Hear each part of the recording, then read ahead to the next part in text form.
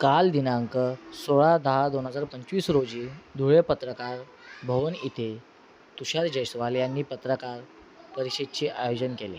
ते पत्रकारांना याबद्दल माहिती देताना सांगितले की पावती केलेली आहे समोरच्या व्यक्तीकडे, त्याच्यात सगळ्यांचे नाव नमूद आहे आणि 10 लाखामध्ये मी हा सौदा केला होता. त्याच दिवशी ज्या दिवशी सौदा पावती बनवली त्याच दिवशी मी 5 लाख रुपये त्यांना बेनेपोटी दिलेले आणि त्या बेनेपोटी देऊन त्या सौदा पावतीमध्ये तिथं लिहिलेलं आहे की त्या दिवशी सौदा पावती करणार आहे त्याच दिवशी त्या जागेचा ताबा मला देण्यात आलेला आहे. त्यांनी नंतर पैशांच्या लोभीपोटी लाभापोटी दुसऱ्या तिसऱ्या दिवशीच गिऱ्हाईक व्यक्तीला त्यांनी विकून टाकलेलं आहे आणि खरेदी करून दिलेली आणि ती खरेदी देखील डुप्लिकेट म्हणजे सगळं खोटे कागदाच्या आधारावर करण्यात आलेली. आता तालुका पोलीस स्टेशन आमच्या हद्दीत येतं.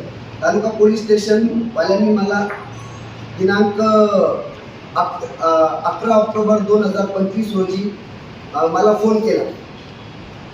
त्यांचं नाव आहे ते आमचे नेरचे पोलीस हेड कॉन्स्टेबल आहे.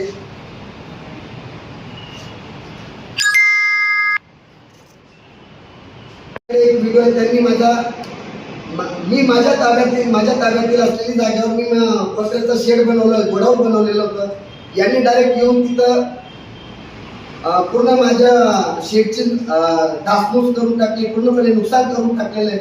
माझी एकच मागणी की माझी जी नुकसान भरपाई, माझा त्याच्यात 9 आईस्क्रीमचे नवीन फ्रीज होते, 2000 पाणीचे भरलेले पाणीचे बॉटलचे बॉक्सेस होते, 2000 कोल्ड्रिंकचे कॅरेट होते. सगळं काही त्यांनी पूर्णपणे जे काही गोडाऊन मध्ये होतं पूर्ण काही जेसीबीने पूर्ण काही दासपूस करून टाकलेले, पूर्ण नुकसानग्रस्त करून टाकलेले.